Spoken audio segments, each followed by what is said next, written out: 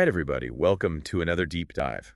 You ready to tackle some common grammar slip-ups? Always ready to dive into the nuances of language. These are mistakes we've all probably made a time or two, or maybe more. It happens to the best of us, right? Like Yeah, those sneaky little errors that can make you cringe when you hear them. exactly. And sometimes you don't even realize you're making them until someone points it out, or until you see it written down. It's like a little grammar gremlin hiding in plain sight. So today we're going to shine a light on some of these common grammar mistakes and give you the tools to avoid them. We'll break down the rules, make them easy to understand, and even share some tips for remembering them. So let's kick things off with a topic that's crucial for clear and professional writing subject-verb agreement. This one's all about making sure the verb in your sentence matches up with its subject. Right, because a singular subject needs a singular verb, and a plural subject needs a plural verb. Exactly. It's all about that harmony between the two. And one of the most common slip-ups happens with third-person singular subjects in the present simple tense. You're talking about those he, she, and it pronouns. Precisely.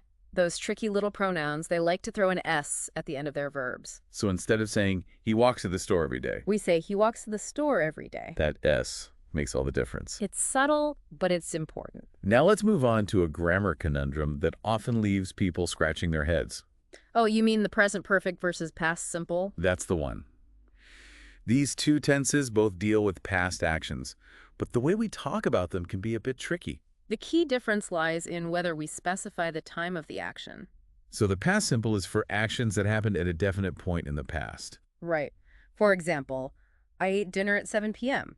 We know exactly when it happened. But if we say, I have eaten dinner, Then it means we've done it at some point, but we don't specify when. the present perfect is often used to talk about experiences or actions that have a connection to the present. Exactly. It's about the fact that the action happened, not necessarily the specific time it took place. All right, ready for another grammar challenge? Bring it on. Let's talk about there, and there. Ah, yes. The trio of homophones that can trick up even the most seasoned writers. They sound exactly the same, but their meanings are totally different. It's all about context. There shows possession, something belongs to them. There is a contraction of they are, and there points to a location. I always remember it by thinking, they're over there with their stuff. That's a great way to visualize it. Now let's dive into the world of nouns. A world full of countables and uncountables. Knowing the difference between these two types of nouns is crucial for using the right quantifiers. Quantifiers like much and many. Exactly. Much is used with uncountable nouns, things like water advice or happiness. Things you can't really count individually. So you would say, I have much friends, No, because friends are countable. You would say, I have many friends. because you can count them one by one. It's all about whether you can make those nouns plural or not. All right, let's wrap up this grammar journey with a look at those seemingly simple articles A and N. These little words can be surprisingly tricky. The key is to pay attention to the sound that follows the article, not necessarily the letter itself. A goes before words that start with a consonant sound, while N goes before words that start with a vowel sound. So it's a car and a book, but an apple and an hour. Even though hour starts with a consonant, that silent H makes all the difference. It's all about that initial sound. Precisely. It's a subtle distinction, but it makes your speech and writing flow more smoothly. So we've talked about a bunch of common grammar mistakes, but now let's flip the script and talk about how to avoid making those mistakes in the first place. Right, because it's one thing to know the rules, but actually putting them into practice, that's where the real magic happens. Exactly. So what are some practical tips for making sure our grammar is on point? Well, one of the simplest yet most effective strategies is to read your writing aloud. Read it out loud. Yeah, it might seem a little strange at first, but trust me, it works. I can see how that would help.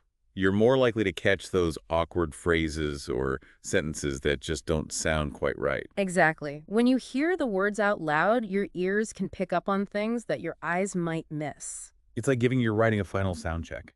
And speaking of sound checks, we live in a digital age, so why not take advantage of some amazing grammar tools out there? Like Grammarly or Language Tool. Those are great examples. These apps can be incredibly helpful for spotting mistakes, offering suggestions, and even explaining the rules behind the corrections. It's like having a virtual grammar guru by your side. Exactly. But remember, technology is just a tool. Right. It's important to understand why those corrections are being made, not just blindly accept them. Exactly. Use those tools to learn and improve your grammar skills. So let's circle back to some of the specific grammar challenges we discussed earlier and see if we can come up with some practical tips for tackling them. Sounds good. Let's start with subject-verb agreement. One of the trickiest ones, for sure. It can be, but there's a simple trick that can help identify the subject of the sentence first. Okay, and then? Ask yourself, is it singular or plural?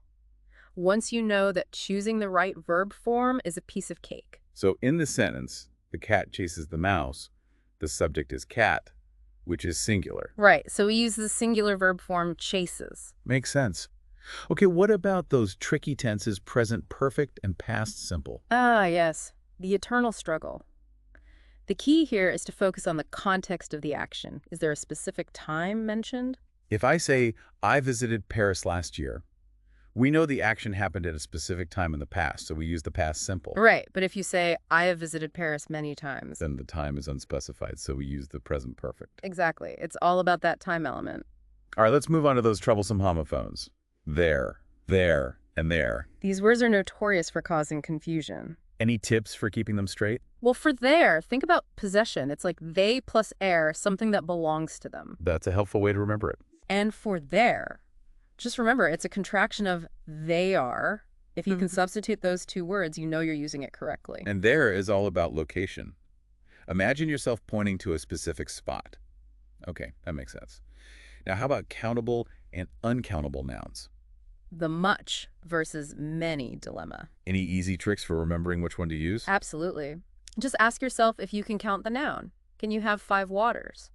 Not really. Water is uncountable. Exactly. But you can have 5 books, so books are countable. So we would say, I drink much water, but I read many books. Precisely. And if you're ever unsure, you can always use a lot of with both countable and uncountable nouns. It's a safe bet. Okay, last but not least, let's tackle those articles A and N. Ah, yes. The seemingly simple words that can still trip us up. What's the key to choosing the right one? It's all about the initial sound of the word that follows, not necessarily the letter itself. So A goes before consonant sounds and N goes before vowel sounds. Exactly. Even if the word starts with a consonant letter, if the sound is a vowel sound, then you use an. Like an hour. Precisely. Yeah. Because that H is silent.